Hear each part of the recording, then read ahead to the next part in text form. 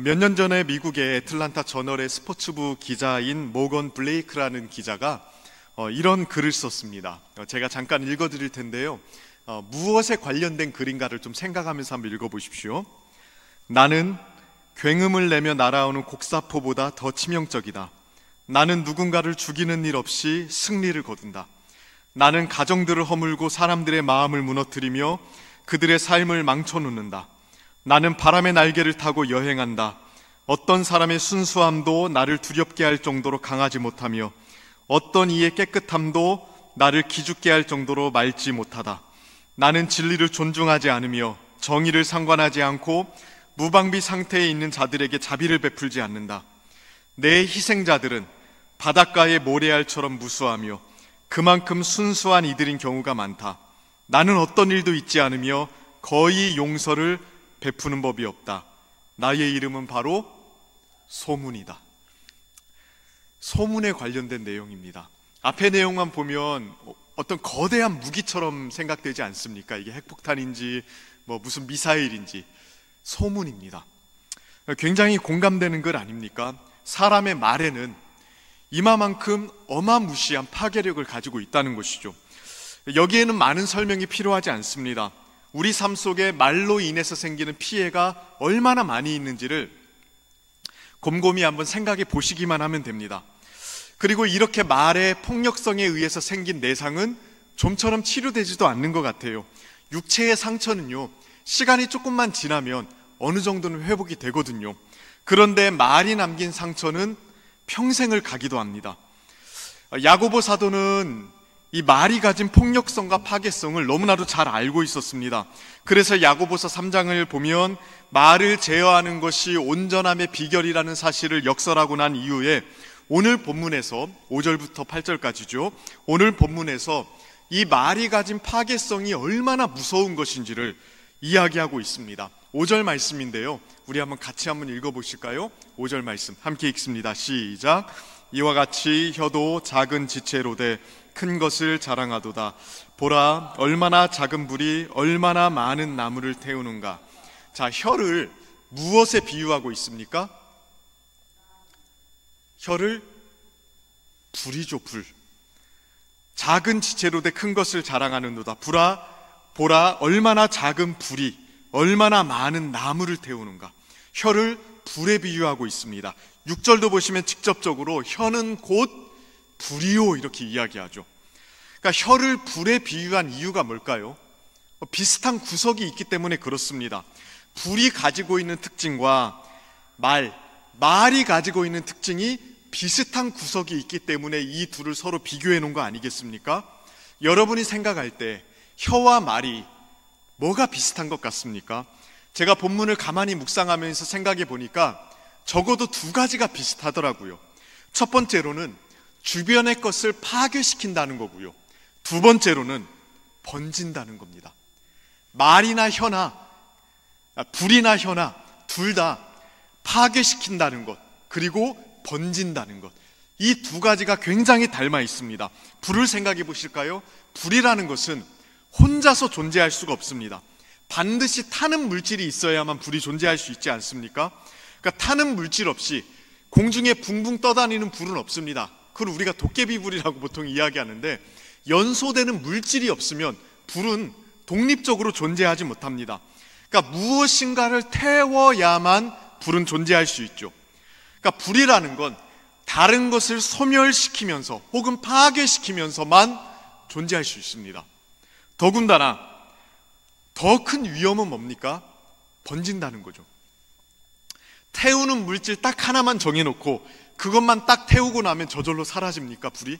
그러지 않습니다.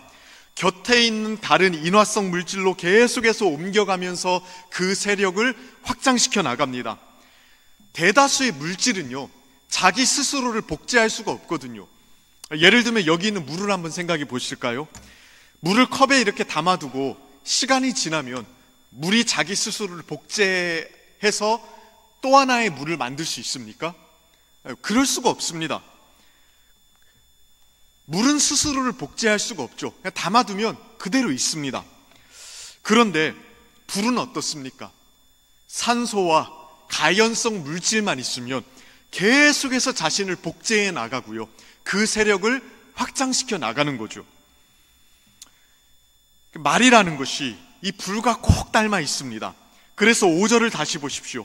말을 불에 비유하면서 불의 특징을 이렇게 이야기하죠. 보라, 얼마나 작은 불이 얼마나 많은 나무를 태우는가. 많은 나무를 태우는 것은 어떤 불? 작은 불. 불은 작아도요, 무시할 수 없습니다. 작은 불이라고 가만히 놔두면 작아지는 게 아니라 커져서 많은 나무를 태울 수 있다고 이야기합니다. 몇 달 전에도 우리나라에 큰 화재가 있었죠. 많은 산림들이 불에 탔습니다. 사람의 힘으로는 끌 수가 없어서 진짜 비가 오기만을 기도했었습니다. 그 결과 많은 사람들의 생활의 터전이 상실되었죠. 왜 이런 일이 생겼을까요? 대대적으로 누군가가 불을 산에 쏟아 부었습니까? 그러지 않았습니다. 작은 불씨 하나가 그렇게 만든 것입니다. 그 불씨가 걷잡을 수 없이 세력을 확장해 나가면서 커진 것이죠. 그리고 그 불이 지나간 자리마다 새카맣게 타서 재로 남지 않았습니까? 말이 그러하다는 겁니다. 실수로 했던, 의도적으로 했던 말이 가지고 있는 힘은 어마어마합니다. 잘못된 말이 지나간 자리는 새카맣게 타버린 재와 같이 돼버립니다. 뿐만 아니죠, 이 말이라는 게 그 자리에 머물지 않더라고요. 사람의 입에서 입으로 빠르게 전달되면서 삽십간에 그 영향력을 확장시킵니다. 그래서 말이 무섭습니다. 총칼을 든 강도보다 무섭습니다.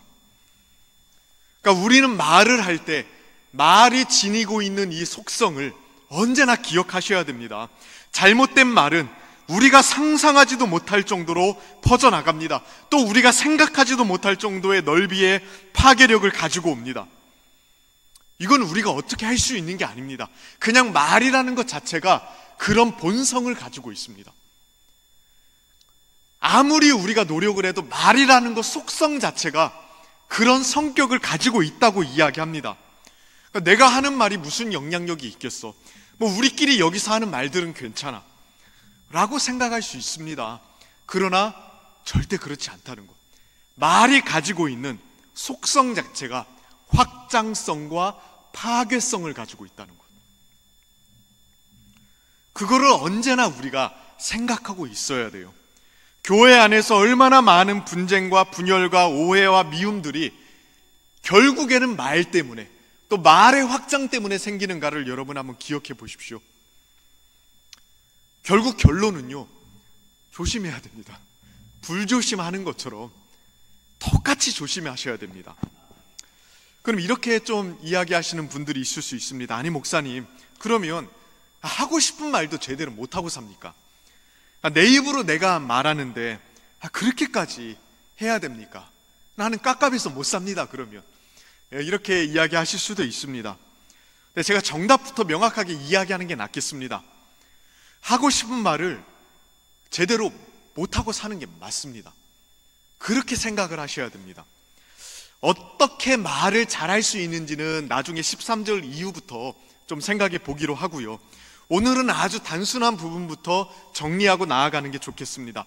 마음속에 있는 말을 다 하고 살면 안 됩니다. 지금 그 얘기를 하는 거예요. 이게 성숙한 모습입니다. 어떤 말을 언제 할지는 사실 각자의 자유라고 이야기할 수 있겠죠. 내 입으로 내 마음속에 있는 말을 하는 것을 누가 막을 수 있겠습니까?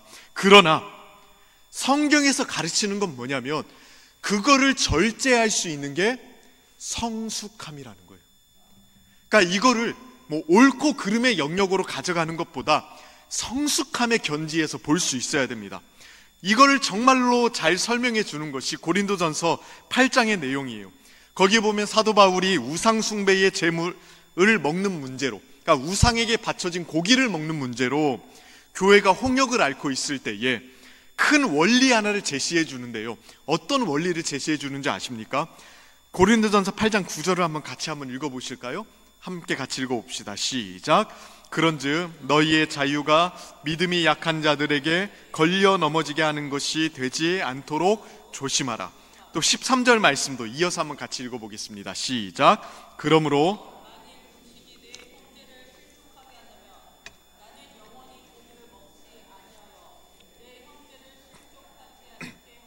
네, 우상에게 드려진 이 고기, 이거를 먹어도 되냐, 먹으면 안 되냐를 가지고 교회 안에 홍역이 있었습니다. 많은 다툼이 있었습니다. 근데 사도 바울의 접근 방법을 우리가 주목해 볼 필요가 있어요. 둘 중에 뭐가 맞는지를 이야기하는 게 아닙니다. 어떻게 하는 게 성숙한 것인지를 이야기하고 있는 겁니다. 성숙한 태도란 무엇인지를 가르쳐주고 있는 거예요. 그게 뭡니까? 할 수 있는 권한이 있다 하더라도 다른 사람에게 미칠 영향력을 계산해야 된다는 거예요. 그게 성숙함이라는 겁니다. 할 수 있죠. 어떤 말이든 할 수 있습니다. 어떤 행동이든 할 수 있습니다. 그러나 그거 이전에 다른 사람에게 이것이 어떤 유익을 끼칠 것인가를 계산하래요. 그거를 앞서서 생각하는 게 성숙함이라고 이야기하는 겁니다. 이거는 옳고 그름의 문제가 아니거든요. 성숙함의 문제예요. 그러니까 어떤 말이나 행동을 할 때 다른 사람의 유익을 생각하라는 것. 그리고 이게 성경이 가르치는 사랑의 단면이잖아요. 사랑이라는 건 다른 사람을 유익하게 하는 게 사랑입니다. 그 유익한 걸 주기 위해서 자기 희생과 수고를 감내하는 게 사랑이라고 이야기하지 않습니까? 그러니까 이게 다른 사람에게 유익한 거라면, 다른 사람에게 선한 것이라면 내가 희생하고 내가 수고를 감내하는 걸 가리켜서 성경은 사랑이라고 못 박습니다. 그리고 그 사랑을 하는 게 성숙한 거래요. 성숙한 행동, 성숙한 말이니까 당연히 불편하고 어려울 수밖에 없습니다. 마음에 부글부글 끓어오르는 말을 하지 않고 견디는 게요, 쉬운 게 아니잖아요. 그렇지 않습니까? 쉬운 게 아닙니다. 어느 정도의 정당성을 가지고 있어도 다른 사람에게 좋지 않은 영향력을 줄 가능성을 생각하면서 절제하는 것도 쉬운 게 아닙니다. 그러나 주님께서 우리에게 요구하시는 성숙함의 방향과 수준은 그 정도는 되어야 합니다. 그 정도는 되어야 됩니다. 더욱이 말이라는 것이 파괴성과 확장성을 가지고 있다는 것을 생각한다면 성숙함은 이 언어 생활에서 언제나 요구되는 바이죠. 이 말들이 미칠 영향력을 생각하는 것, 별거 아닌 것 같아도 그거를 고민하고 생각하는 것이 우리에게 요구되는 성숙함입니다. 그러면 내용을 조금 더 한 단계 더 나아가서 생각해 볼까요? 자, 이러한 말의 파괴성이라는 것은 그럼 구체적으로 어떻게 진행되고 어떻게 나타날까요? 말이라는 것이 우리의 삶을 파괴시킨다고 이야기하지 않았습니까? 그럼 이것이 어떤 식으로 구체화되어서 우리 삶 속에 나타나는 것일까요? 6절 말씀을 보면 그 내용을 이야기해주고 있는데요, 우리 한번 같이 한번 읽어보겠습니다. 조금 독특한 표현이 하나 나옵니다. 6절 말씀 같이 한번 읽어보겠습니다. 시작. 혀는 곧 불이요 불의의 세계라. 혀는 우리 지체 중에서 온몸을 더럽히고 삶의 수레바퀴를 불사르나니 그 사르는 것이 지옥불에서 나느니라. 자, 혀는 곧 불이요 라고 이야기하고 나서 별명을 하나 더 붙여놓습니다. 뭐라고 이야기합니까? 불의의 세계. 신세계가 아니라 불의의 세계. 혀를 가리켜서 불의의 세계라고 이야기합니다. 이거를 조금 우리에게 와닿는 식으로 바꿔서 이야기하자면 불의의 시스템입니다. 불의의 체계라고도 이야기할 수 있습니다. 그러니까 혀가 우리 삶 속에 나타나는 수많은 불의를 만들어내는 혹은 유지하는 혹은 확장시키는 시스템의 역할을 한대요. 좀 독특한 표현이죠. 그래서 6절의 원문을 조금 정확하게 번역을 하면 이렇습니다. 혀는 우리 지체 중에서 불의의 세계 혹은 시스템으로 임명되었다. 우리말 성경에는 이 임명되었다 혹은 인정되었다는 말이 빠져 있는데, 혀는 우리 지체 중에서 불의의 세계로 임명되었답니다. 그러니까 혀가 우리 삶 전체에서 감당하는 역할이 있어요. 그게 뭐냐면 불의의 시스템. 우리 삶 속에 일어나는 수많은 불의한 일들을 관장하고 유지하고 확장하는 역할을 한답니다. 혀가요. 그래서 칼빈이라는 신학자는 이 부분을 해석하면서 이렇게 말했습니다. 육체의 가느다란 부분이 불의의 세계 전체를 표출한다. 육체의 가느다란 부분, 이 혓바닥을 의미하겠죠. 이 육체의 가느다란 부분이 불의의 세계 전체를 표출한대요. 그러니까 우리 삶 속에 일어나는 수많은 악한 일들, 수많은 불의한 일들을 표출하고 관장하고 유지하고 확장시키는 그 역할을 하고 있다는 겁니다. 그래서 우리 삶 속에 악한 일들이 말에 의해서 촉발되기도 하고요, 유지되기도 하고요, 강화되기도 하고요, 확장되기도 합니다. 그래서 결국에는 우리 삶 속에 불의의 세계를 구축해 놓는다고요. 물론 우리 삶 속에 일어나는 모든 죄악이 말과 관련되어 있는 것은 아닙니다. 그러나 타락한 인간 세상에서 나타나는 수많은 죄악들, 수많은 불의함들, 수많은 왜곡된 일들이 이 말이라는 시스템에 의해서 만들어진다는 겁니다. 그럼 조금만 더 한 단계 나아가 볼까요? 그럼 이 불의의 시스템은 어떤 식으로 작동하는 걸까요? 이 말이라는 게 불의를 조장해내기도 하고 유지시키기도 하고 확장시키기도 하고 강화시키기도 하고 막 그런 역할을 하면서 불의의 세계를 구축한다고 이야기하지 않았습니까? 어떤 식으로 작동해서 그런 세계를 만들어낼까요? 6절 말씀을 보시면 크게 세 가지를 이야기하고 있습니다. 첫 번째로는요, 우리의 인격을 오염시킵니다. 가장 먼저는. 자, 6절을 다시 보시면 이렇게 이야기합니다. 혀는 곧 불의요 불의의 세계야. 혀는 우리 지체 중에서 온 몸을 더럽히고. 말이라는 게 우리의 온 몸을 더럽힌대요. 그래서 온 몸이라는 건 우리의 그 육체, 이 몸뚱이를 의미하는 것은 아니에요. 우리의 전 존재. 조금 더 핵심적으로 축약해서 이야기하면 우리의 전 인격을 가리킵니다. 그러니까 우리 입에서 나오는 잘못된 말들이 가장 먼저 망가뜨리는 부분이 뭐냐면 우리의 인격이래요. 우리의 내면, 우리의 마음을 먼저 망가뜨린답니다. 이미 복음서에서 예수님께서 이 부분을 아주 통렬하게 말씀하신 적이 있습니다. 예수님께서 음식을 잡수실 때 손을 씻지 않고 먹자 바리새인과 서기관들이 예수님께서 부정한 상태에서 식사를 하신다고 수군대지 않았습니까? 그때 예수님께서 그들에게 뭐라고 말씀하셨습니까? 마태복음 15장 11절을 보면 이렇게 말씀하십니다. 같이 한번 읽어볼까요? 시작. 입으로 들어가는 것이 사람을 더럽게 하는 것이 아니라 입에서 나오는 그것이 사람을 더럽게 하는 것이니라. 입으로 들어가는 것이 사람을 더럽게 하는 게 아니라 입에서 나오는 것이 사람을 더럽게 한대요. 이걸 제자들이 깨닫지 못하니까 예수님께서 부연 설명으로 말씀해 주셨어요. 17절부터 20절까지인데 여기도 한번 같이 한번 읽어보실까요? 함께 읽습니다. 시작. 입으로 들어가는 모든 것은 배로 들어가서 뒤로 내버려지는 줄을 알지 못하느냐. 입에서 나오는 것들은 마음에서 나오나니 이것이야말로 사람을 더럽게 하느니라. 마음에서 나오는 것은 악한 생각과 살인과 간음과 음란과 도둑질과 거짓 증언과 비방이니 이러한 것들이 한 것이요 씻지 않은 손으로 먹는 것이 사람을 더럽게 하지 못하느니라. 자, 무엇이 사람의 인격과 마음을 오염시키고 망가뜨립니까? 그렇죠. 입으로 들어가는 것이 아니라 입에서 나오는 것들. 이게 뭡니까? 말이죠. 사실 말이죠. 정확하게는 악한 말입니다. 그 말들이 사람의 인격과 마음을 망가뜨린대요. 이게 말을 뱉으면 자동적으로 그 말을 뱉은 만큼 인격의 오염이 누적된다고 말하는 것은 아닙니다. 좀 더 정확하게 말하자면, 표현하자면 그 말을 하는 과정에서 그 사람의 인격과 마음이 오염이 되는 겁니다. 예수님의 말씀을 다시 보실까요? 18절을 보시면 입에서 나오는 것들은 어디서 나온다고요? 마음에서 나온대요.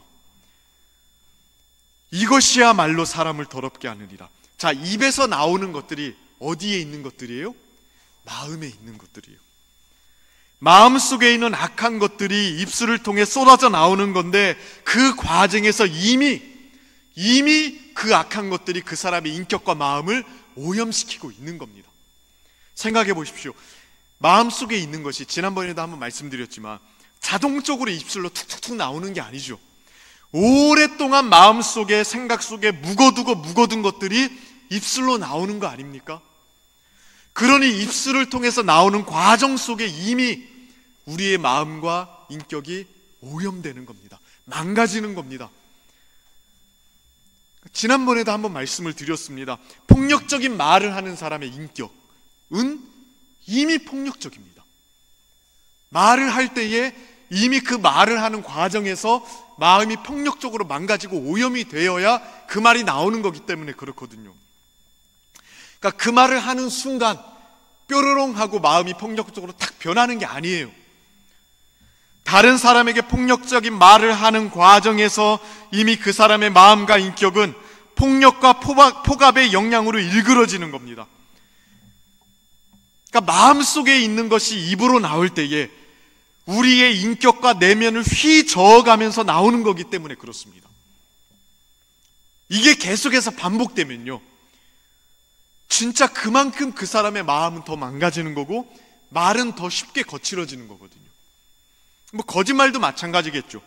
거짓말을 하는 순간 피노키오의 코가 길어지는 것처럼 사라락 하고 마음이 거짓되게 변한다는 게 아니라요, 이미 마음속에 다른 사람을 속이고자 하는 의지를 오랫동안 묵혀왔고요, 머릿속으로는 잘 다듬어진 거짓말을 준비해 왔기 때문에 거짓말을 하는 거거든요. 그러니까 거짓말을 하는 사람들은 거짓말을 하는 그 과정에서 인격이 거짓으로 오염이 되는 겁니다. 그리고 이게 계속해서 반복되면요, 이 거짓말하는 속도가 빨라집니다. 순발력도 빨라지고요, 습관적으로 진행이 되거든요. 인격이 오염돼서 그렇습니다.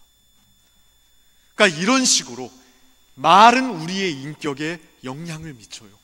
그러니까 다른 사람을 망가뜨리고 다른 사람에게 파괴적인 영향력을 발휘하기 전에 내가 먼저 망가진다고요. 내 신앙과 마음이 먼저 무너진다고요. 이게 불의의 시스템이 작동하는 첫 번째 단계입니다. 그러니 언제나 우리가 우리의 하는 말을 보면서 우리의 인격과 마음이 어떻게 형성되고 있는지, 진짜 예수님을 닮은 인격으로 변화되고 있는지 아닌지를 점검해 볼 수 있어야 됩니다. 그런데 문제는요, 이렇게 인격만 오염되고 마는 게 아닙니다. 이 불의의 시스템이 가동되면 거기서 멈추는 게 아니에요. 6절을 다시 보십시오. 두 번째 내용이 나오는데요, 혀는 우리 지체 중에서 온 몸을 더럽히고, 그 다음에 뭡니까? 삶의 수레바퀴를 불사르나니. 혀가 우리의 삶의 수레바퀴를 불사른대요. 불행하게도 혀에 의해서 가장 먼저 파괴되고 망가지는 것은 그 사람의 삶입니다. 그러니까 삶의 수레바퀴라는 표현이 조금 생소하지만 우리 삶 전체의 과정 또는 우리 삶의 궤적을 가리키는 말이라고 생각하면 돼요. 그러니까 삶의 수레바퀴가 불살라진다는 건 잘못된 말들이 우리의 삶의 전 과정을 망가뜨릴 수 있다는 겁니다. 인격만 망가지는 게 아니라 이 인격을 가지고 살아가는 모든 삶에 불을 질러 놓는다는 거예요. 진짜 무서운 말 아닙니까? 이거는 흔히 우리가 생각하는 것처럼 말실수 때문에 피해보는 그런 걸 의미하는 것은 아닙니다. 오히려 첫 번째 내용의 결과로서 나오는 것들이죠. 자, 불의의 시스템에서 첫 번째가 뭐라고 했습니까? 인격과 마음이 망가지는 거잖아요. 나쁜 말, 왜곡된 말, 악한 말들은 우리의 인격을 망가뜨린다는 거죠. 근데 생각해 보세요. 잘못된 말이 생성되고 내뱉어지는 과정에서 우리의 인격이 망가지는데 그 인격을 가지고 살아가는 삶은 그럼 어떨까요? 아름다운 삶의 궤적을 그려나갈 수 있을까요? 인격이 망가져 있는데. 복된 하나님 백성으로서의 성숙한 모습을 나타낼 수 있을까요? 절대 그렇게 할 수가 없습니다. 그 망가진 인격과 마음을 가지고 사는 삶이 어떻게 아름다울 수 있겠습니까? 그 삶은 곳곳마다 불이 붙을 것입니다. 사람의 삶이라는 것은 그 사람의 존재의 됨됨이를 넘어설 수 없습니다. 이건 법칙 같은 겁니다. 그 사람의 인격과 삶이 왜곡되고 망가지면 삶은 아름다울 수가 없습니다. 예수님이 이거 아주 기가 막히게 설명하셨거든요. 나무의 상태에 따라서 열매가 달라진다고 말씀하셨죠. 마태복음 7장에서. 좋은 나무에서는 아름다운 열매가, 나쁜 나무에서는 악한 열매가 맺히느니라. 이거는 뭐 영적인 것뿐만 아니라 그냥 이 세상사의 기본 원리 아닙니까? 나쁜 나무에서는 좋은 열매가 맺힐 수 없습니다. 좋은 나무에서는 나쁜 열매가 맺히지 않습니다. 마찬가지죠. 존재의 됨됨이에 따라서 삶의 열매는 달라질 수밖에 없습니다. 그러니까 인격과 삶이 오염되고 망가지면 그 사람의 삶의 궤적은요, 아름다울 수가 없어요. 진짜 그러합니다. 그러한 사람이 어떠한 사람과 관계를 맺게 된다면 올바르고 건강한 관계를 형성하기 어려울 겁니다. 그럴 수밖에 없습니다. 때로는 뭐 마음 맞는 사람을 만날 수도 있거든요. 그러나 인격과 마음이 왜곡되고 망가지고 죄로 인해서 부패된 그 사람과 죽이 잘 맞는 사람은요, 아마 둘이 비슷한 사람일 가능성이 많습니다. 그 만남은 불의의 시스템을 더 가속화시키는 만남이 될 겁니다. 잘못된 만남이죠. 김건모 씨가 노래했던 것처럼. 그 사람이 무슨 일을 해도 마찬가지일 겁니다. 직장에서 일을 하든 교회에서 사역을 하든 마찬가지예요. 황폐화된 인격을 가지고 오염된 말을 하는 사람이 어떤 일을 하든 간에 거기에는 불이 붙을 겁니다. 그래서 사람에게 아무리 중요한 일을 맡겨도요, 망가지고 오염된 인격으로 그걸 감당하게 되면요, 오히려 분쟁과 다툼과 어려움들이 계속 생겨나요. 진짜 그러합니다. 이거 우리에게서 먼 이야기가 아니죠. 그런데 더 심각한 것은 이 불의의 시스템의 세 번째 내용이에요. 첫 번째는 우리의 인격이 망가지고, 두 번째로는 이 인격을 가지고 살아가는 삶의 수레바퀴, 그러니까 삶의 궤적 속에 수많은 이 불이 막 솟아나고, 세 번째로는요, 더 심각합니다. 6절을 다시 한번 보실까요? 혀는 우리 지체 중에서 온몸을 더럽히고 삶의 수레바퀴를 불사르나니 그 사르는 것이 어디서 나온다고요? 지옥불에서 나느니라. 그러니까 이 삶의 궤적을 망가뜨리는 이 불, 이 불이 어디서 나오는 불이라고 이야기합니까? 지옥에서 나오는 불이래요. 이게 무슨 의미일까요? 이 지옥이라고 번역된 헬라어 말이 게헨나라는 헬라어인데, 이게 히브리어로 흰놈의 골짜기라는 히브리어를 번역한 겁니다. 근데 흰놈의 골짜기가요, 예루살렘의 외곽 쪽에 있는 골짜기거든요.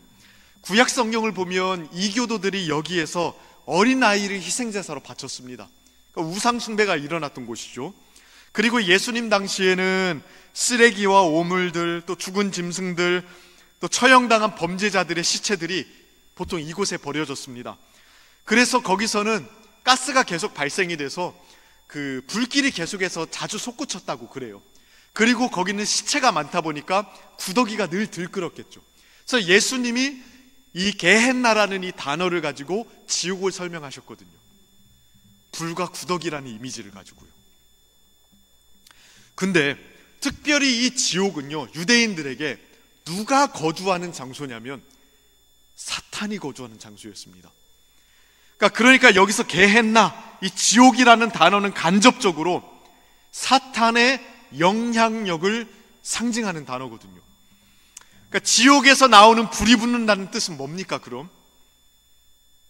우리의 인격을 더럽히고 우리의 삶의 궤적에 불을 놓는 이 혀가 사탄의 도구로도 쓰일 수 있다는 겁니다. 지옥에서 솟아나오는 이 불이 붙는 겁니다. 그러니까 사탄의 영향력에 의해서 충분히 쓰임받을 수 있다고 이야기하고 있는 겁니다. 그때부터는 진짜로 지옥불과 같이 걷잡을 수 없는 심각한 피해가 발생하기도 하죠.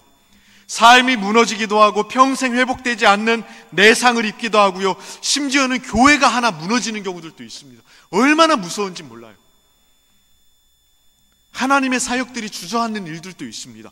이 말에 지옥의 불이 붙으면, 사탄이 활용하기 시작하며, 아마도 사탄은 우리의 입술만 주목하고 있을지 모릅니다. 자신이 사용할 도구와 무기들을 자신이 개발할 필요가 없다는 걸 사탄은 너무 잘 알고 있어요.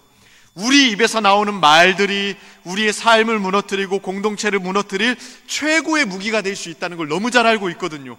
그래서 우리가 우리 스스로 우리의 입술로 그 무기를 제공해 주기만을 기다리며 우리의 입술만 쳐다보고 있을 수도 있습니다. 정말 무섭지 않습니까? 우리의 말은 공기의 파동에 의해서 소리를 내다가 흩어져 버리고 마는 게 아니에요. 지옥이 그 말을 주목하고 있습니다. 사탄이 노리고 있습니다. 그러므로 진짜 깨어서 조심하셔야 됩니다. 우리가 하는 말이 사탄의 도구가 되지 않도록, 그 빌미를 주지 않도록 늘 깨어 있어야 돼요. 말 한마디라도 깨어 있을 수 있도록 간구해야 돼요. 다른 방법이 없습니다. 물론 예방접종을 하나 놔드리겠습니다. 잘 되지만은 않으실 겁니다. 오늘 성경을 한번 더 보실까요? 잘못된 말의 파괴성을 우리가 실컷 지금 배웠습니다. 이 말이라는 게 이 불과 불의의 시스템으로 작용한다는 것도 배웠는데, 바로 그 뒤에 나오는 말 7절 8절 말씀을 한번 보실까요? 이렇게 이야기하는데요, 같이 한번 읽어보겠습니다. 시작. 여러 종류의 짐승과 새와 벌레와 바다의 생물은 다 사람이 길들일 수 있고 길들여 왔거니와 혀는 능히 길들일 사람이 없나니 쉬지 아니하는 악이요 죽이는 독이 가득한 것이나요. 이게 우리를 어떻게 보면 좀 낙담시키는 말이 될 수도 있습니다. 우리의 혀가 우리의 인생에 정말로 큰 무기가 될 수 있고 어려움이 될 수 있다는 사실을 잘 이야기하고 나서 혀를 길들일 사람이 없답니다. 짐승과 새와 벌레와 바다 생물들은 다 사람이 길들여 왔대요. 하나님께서 사람에게 온 피조 세계를 다스리는 권한을 주셨기 때문에 사람에게는 그러한 능력이 있습니다. 그런데 자기 혓바닥은 다스릴 수가 없대요. 자기의 말은 다스릴 수가 없대요. 온 세상을 다스리고 심지어 천하를 호령할 수 있는 사람도 자신의 입술은 다스릴 수 없다는 겁니다. 어렵다는 게 아닙니다. 없다는 겁니다. 불가능하다는 얘기입니다. 어떻게 보면 이 길들여지지 않은 폭탄 하나를 우리 입속에 넣고 사는 거나 마찬가지입니다. 그래서 합동신학교에서 신약학을 가르치는 이보구 교수가요, 그의 설교문에서 이렇게 이야기하더라고요. 그러므로 인간의 혀는 실로 큰 재앙입니다. 인류의 최대 재앙은 허리케인도 아니고 쓰나미도 아니고 핵포탄도 아닙니다. 놀랍게도 인간 안에 있는 인간 자신의 혀입니다.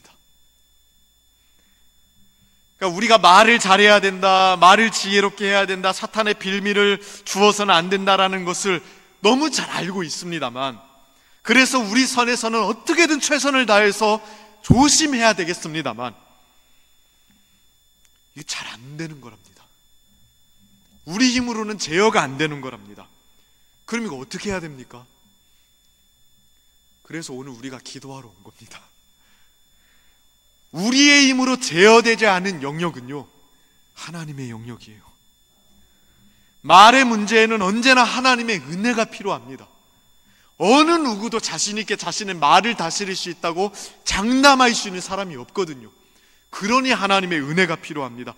하나님께서 불을 꺼주셔야 되고요, 불의의 시스템을 깨트려 주셔야 됩니다. 악한 말로 인해서 망가진 우리의 인격과 마음을 새롭게 해주셔야 됩니다. 그것이 우리의 삶의 궤적을 따라다니면서 불태우지 않도록 막아주셔야 됩니다. 그리고 사탄이 이것을 빌미로 사용하지 않도록 지켜주셔야 됩니다. 그래서 기도하셔야 됩니다. 그러니 오늘 밤에도 하나님의 은혜를 구하는 수밖에 없습니다. 하나님, 내 입술에 파수꾼을 세워주십시오. 주께서 우리 마음 깊은 곳에 은혜를 주셔서 우리의 마음과 생각을 정화시켜 주시고 우리의 입술을 지켜주시고 말로 인한 피해도 멈춰주시고 사탄의 역사를 막아주시도록 구해야 됩니다. 그래서 불의의 세계가 아니라 생명의 세계를 우리의 말로 구축해 갈 수 있도록, 우리의 입술의 말을 통해서 불의의 세계가 아니라 은혜의 세계가 확장되어 갈 수 있도록 간구하셔야 됩니다. 이 기도를요, 매일 아침마다 하셔야 됩니다. 그리고 늘 조심하셔야 됩니다. 우리말에 성숙함을 담을 수 있도록 조심하셔야 됩니다. 평생 이 방법밖에 없습니다. 길들여도 길들여지지 않는 것이라 하더라도 계속해서 씨름해야 되는 과제와 주제가 우리 평생에 주어진 것이라고 생각하십시오. 그래서 한순간도 방심하지 않고 우리의 가정에서나 일터에서나 교회에서 생명의 세계를 말로 구축해 나가는 그런 복된 인생이 펼쳐지게 되기를 주님의 이름으로 축원하고 축복합니다.